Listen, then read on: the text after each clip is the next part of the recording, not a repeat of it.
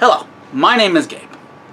Today I've had the honor of reading Clean Air by Sarah Blake. The best way to describe this one is a disjointed mess. It puts a lot of elements in and does nothing to tie them together, which makes each of these elements suffer, is the best way to put it. This book's bad. There's just no two ways about it. And honestly, in everything it's trying to do, I can't help but feel it fails. And there is a lot to get through. First, I guess I should give somewhat of a summary of the book itself. Or at least try to. Our protagonist, Isabel, idyllic life in the apocalypse, sort of, we'll put an asterisk there, is interrupted when her daughter starts getting visions of a serial killer, putting an asterisk there, who is slashing the air bubbles people need to live, putting an asterisk there. You may notice a pattern here. And she ends up happening to confront the killer. That's the only way to put it. Put an asterisk there. Yeah. You may be thinking, that seems rather shallow. Is there more to it? Does it get more detail? Not really, or at least not in a way that does any compliments to this thing. So, as you can see, I put a lot of asterisks in this book because this book needs a lot of asterisks.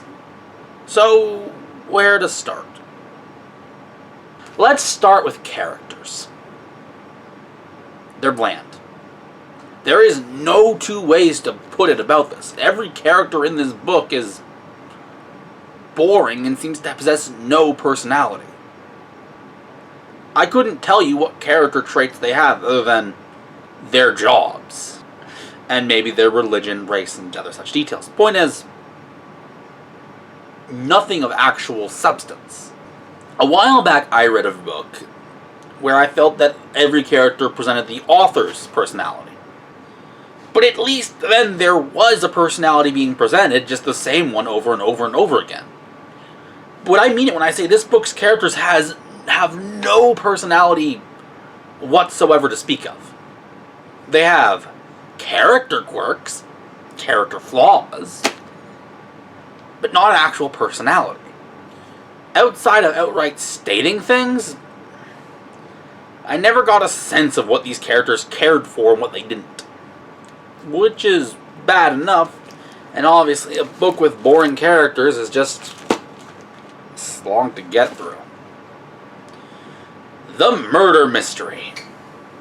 As you can imagine, when your characters have no personality, it becomes extremely difficult to plant any as suspects. And the book kind of doesn't even try. Despite there being a killer that is walking around doing stuff, the book gives you no clues whatsoever as to how to solve it. Which is bad for what's supposed to be a murder mystery. The ultimate suspect is a character we get mentioned once or twice in the whole book. And that's it. Lame. And now, the thing I'm going to probably spend a lot of this video on. This book's apocalypse. With a huge asterisk. Oh boy. Okay, that's enough shaking my head. I better start digging into this thing. There was an obvious inspiration that this book was trying to grab at. Very clearly they wanted us to think of the very recent, at the time of this review, COVID-19 pandemic that basically started in the year 2020. If you've watched this close to publishing time and needed an explanation as to what the COVID-19 pandemic is, well, welcome back from your coma. This really shouldn't be the first thing you do. despite taking from a very recent event that is very real and very fresh in our minds, somehow the author seems to have missed what made the COVID-19 pandemic horrifying in the first place. Which I couldn't imagine anyone who lived it, and anyone who had the right to look at this point in time definitely has, could possibly miss it. So, I'm going to go to the similarities between the conditions of this and the pandemic, one by one. And then I'm going to tell you why the book misses the mark.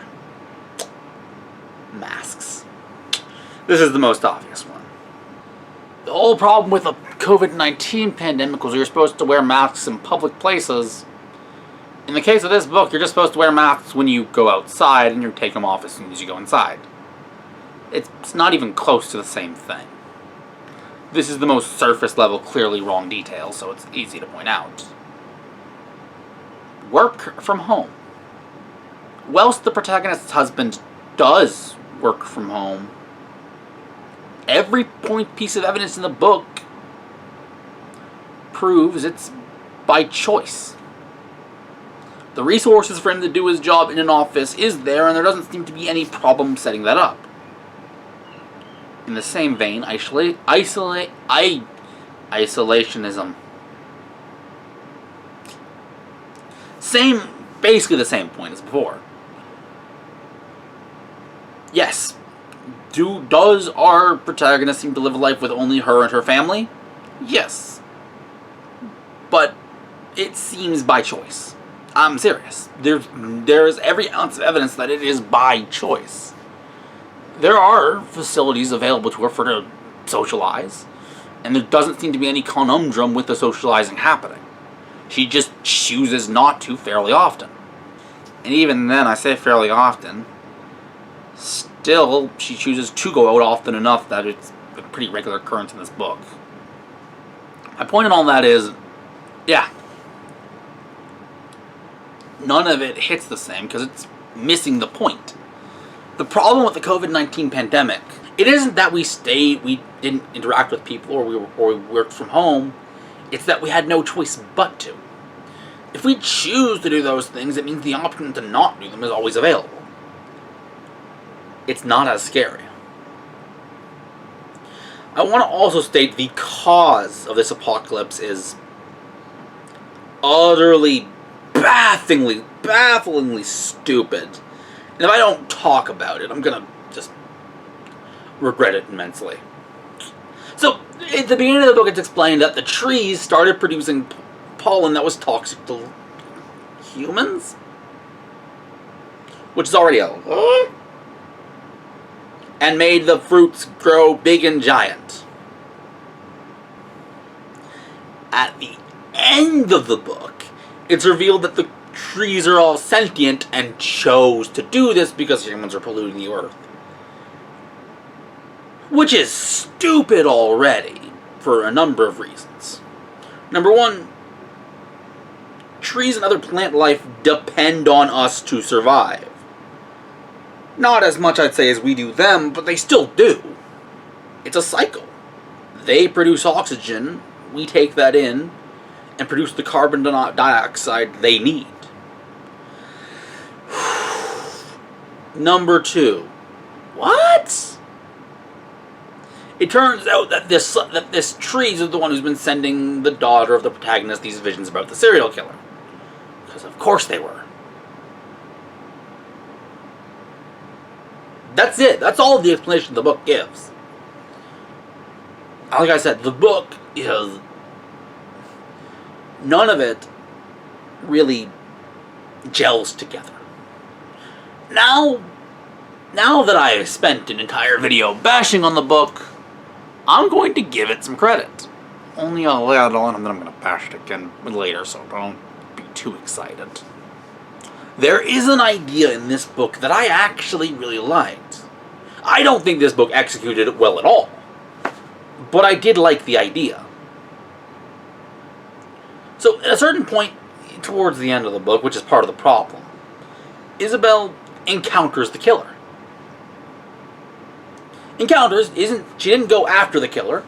She just happens to run into him.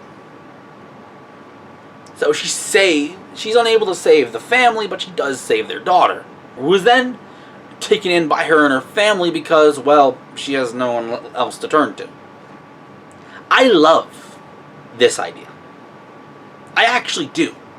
A child being forced to find a new family and to adjust after such a traumatic event. That's an amazing idea. You can probably hear it coming, though, but this book does not do anything with it. First off, as far as is concerned, the child doesn't do much adjusting. It would be hard to convey that, though, since, again, no one has a personality in this book. Since it's towards the end of the book, we really don't get to see much of it. The only point she is given is a one-chapter-long arc of wanting revenge on the killer. That's it. Like I said, great idea, horrid execution. And that's a lot of this book. There are some interesting ideas, but this book is just horrid execution all around. A book that speaks to the horrors of the COVID-19 pandemic in a more extreme way? Go ahead. I'd be all for it. But it needs to be done with thought and care. And an understanding of what those horrors actually are. A murder mystery where someone takes in the child of a victim? That's an amazing idea. But both the personality of the characters and the mystery need to be a strong forefront of the book. Sentient trees, even sentient trees trying to take its revenge out on humanity? Love it. But again, it needs to be laid out in a way that makes it obvious from the beginning. Or maybe not obvious, but at least makes sense. This book doesn't do any of that. It just spits these ideas out and expects you to go, oh wow, they did a thing. And that's why this book is not great. Horrible, in fact. I hope this review was helpful, enlightening, and in some way interesting. If you enjoyed it and want to leave it a like. If you want to see more like it, do subscribe. But of course, if you want to see some video games, check out the gameplay channel and Twitch channel in the description below. But more importantly than anything else, have a good night.